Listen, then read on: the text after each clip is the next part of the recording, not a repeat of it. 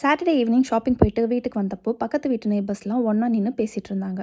சரி ஒரு ஹாய் சொல்லலான்னு போனால் நாங்களாம் ரோடை பிளாக் பண்ணிவிட்டு வெளியில் டிவி வச்சு பார்பிக்யூ போட்டுகிட்டே ஃபுட்பால் சாம்பியன் லீக் ஃபைனல்ஸ் பார்க்க போகிறோம், நீங்களும் ஜாயின் பண்ணிக்கிறீங்களான்னு கேட்டாங்க. அதை கேட்டதுமே எனக்கு ரொம்ப எக்ஸைட் ஆகிடுச்சு. ஏன்னா நான் சின்ன பிள்ளையாக இருந்தப்போ சம்மர் ஹாலிடேஸ்க்கு வில்லேஜில் இருக்க எங்கள் அத்தை வீட்டுக்கு போவேன். அப்போல்லாம் அங்கே டிவி இல்லை. ஸோ ஊரில் இருக்க பிள்ளை கோயிலில் தான் ஃப்ரைடே ஈவினிங் ஆச்சுன்னா டிவி பார்க்குறதுக்கு போவோம். இதில் இம்பார்ட்டன்ட் டிவி இல்லை, எல்லோரும் ஒன்றா இருக்கிறது தான். இப்போ இங்கேயும் அதே தான் விஷயம். எனக்கும் ஃபுட்பாலில் ரொம்ப இன்ட்ரெஸ்ட் கிடையாது, நமக்கு கிரிக்கெட் தான். பட் பசங்களோடையும் ஃப்ரெண்ட்ஸோடையும் அதுவும் எப்படி டைம் ஸ்பெண்ட் பண்ணுறது ஒரு நல்ல விஷயம். எங்கள் ஸ்ட்ரீட்டில் ஒரு 10 ஃபேமிலி இருக்கிறோம். ஆனால் நாங்கள் 4 பேரும் கொஞ்சம் க்ளோஸ். ஏன்னா எங்கள் பசங்களாம் கிட்டத்தட்ட ஒரே ஏஜ் குரூப்பில் உள்ளவங்க. இதுக்கு முன்னாடி நாங்கள் பாரிஸ் பக்கத்தில் இருந்தோம். எங்கள் வீட்டு பக்கத்துலேயே ரயில்வே ஸ்டேஷன், ட்ரெயின் எடுத்தால் 15 மினிட்ஸ் தான் பாரிஸ். அது ஒரு பெரிய சிட்டி. ஆனால் பக்கத்து வீட்டில் யார் இருந்தாங்கன்னு கூட எனக்கு தெரியாது. லீவ் நாளில் பசங்க கூட விளையாட யாரும் கிடையாது.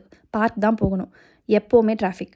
அதுக்காகவே என் பையன் ஸ்கூலில் ஜாயின் பண்ணுறதுக்கு முன்னே வில்லேஜில் வீடு வாங்கிட்டு வந்துட்டோம். என்னோடய ஃப்ரெண்ட்ஸ் கொஞ்சம் பேர் கேட்டாங்க, என்னடி ஃப்ரான்ஸ் போனால் எல்லோரும் பாரிஸ் பக்கத்தில் செட்டில் ஆகணும்னு தான் நினைப்பாங்க, நீ என்னடானா கிராமத்துக்கு போயிட்டேன்னு. ஆனால் இப்படி ஒரு லைஃப் சிட்டியில் நம்மளால் வாழ முடியாது. சிட்டியில் எல்லாம் பக்கத்தில் இருக்கும், ஆனால் மனுஷங்க தூரமாக இருப்பாங்க. வில்லேஜில் எல்லாம் தூரமாக இருக்கும், ஆனால் மனுஷங்க பக்கத்தில் இருப்பாங்க. இங்கே வந்த புதுசில் யாரும் ரொம்ப பேசிக்கல. ஆனால் பசங்க ஸ்கூலுக்கு கூட்டிகிட்டு போயிட்டு வரப்போ அப்படியே பேச ஸ்டார்ட் பண்ணி இப்போது தக்காளி முட்டை கடன் கொடுத்து வாங்குற லெவலுக்கு போயிட்டோம். பசங்களுமே லீவு நாளில் அழகாக ரோட்டில் நம்ம சின்ன பிள்ளையில் விளையாடின மாதிரி ஜாலியாக விளையாடுறாங்க. அதை பார்க்குறதுக்கே ரொம்ப ஹாப்பியாக இருக்கும். ஓகே, மேட்ச் முடிஞ்சு போச்சு. நல்லபடியாக ஃப்ரான்ஸும் வின் பண்ணியாச்சு.